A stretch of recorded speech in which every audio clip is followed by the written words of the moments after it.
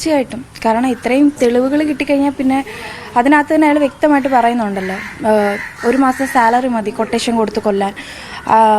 എന്തോ ഇവിടുന്ന് ഷാർജയിലോട്ട് പോകത്തില്ല എന്ന് വെച്ചാൽ ഷാർജയിൽ ഞങ്ങൾ താമസിക്കുന്ന സ്ഥലമാണ്. അപ്പം ഇവർ തമ്മിൽ എന്തെങ്കിലും പ്രശ്നങ്ങളുണ്ടാകുമ്പോൾ ചേച്ചി എൻ്റെ അടുത്തോട്ടാണ് വരുന്നത്.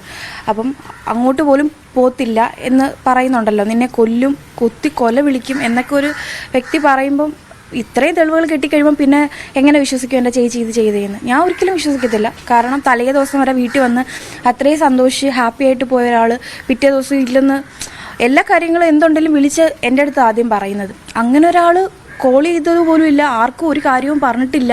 പിന്നെ എന്താ നമുക്കറിയത്തില്ല. പിന്നെ നമ്മൾ ഇപ്പോഴാണ് ഈ വീഡിയോസൊക്കെ നമുക്ക് കാണുന്നത്. ഇതുവരെ ഞങ്ങളുടെ വീട്ടുകാരും ഇത്രയൊക്കെ ചേച്ചി സഹിച്ചിട്ടുണ്ടെന്ന് അറിയത്തില്ല. ഇത്രയും നമ്മൾ കണ്ടിട്ടില്ല. ഇങ്ങനെ പറഞ്ഞിട്ടുണ്ട്, ഇങ്ങനെ പറയുന്നതല്ലാതെ ഈ വീഡിയോസൊക്കെ നമ്മൾ ഇപ്പോഴാണ് കാണുന്നത്. അത് കാണുമ്പോൾ അതിനകത്ത് അയാൾ എത്രത്തോളം എൻ്റെ ചേച്ചിയെ ഉപദ്രവിച്ചിട്ടുണ്ടെന്ന് ആ വീഡിയോസിൽ നിന്ന് മനസ്സിലാവും.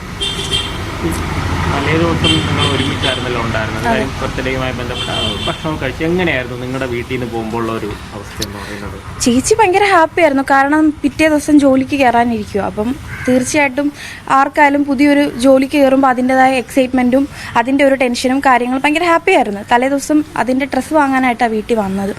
അപ്പം ചേച്ചി ഭയങ്കര ഹാപ്പി ആയിട്ട് ചിരിച്ച് കളിച്ച് അന്നേരം ഒരു പ്രശ്നവും ഇല്ല ചേച്ചിക്ക്.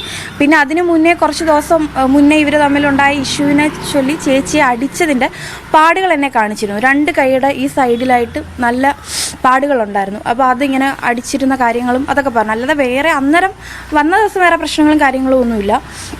ഭയങ്കര ഹാപ്പി ആയിട്ട് ചിരിച്ച് കളിച്ച് ഫുഡൊക്കെ കഴിച്ച് പിന്നെ എൻ്റെ പഴയ ഞങ്ങളുടെ കാര്യങ്ങളൊക്കെ പറഞ്ഞ് അത്ര ഹാപ്പി ആയിരുന്നു.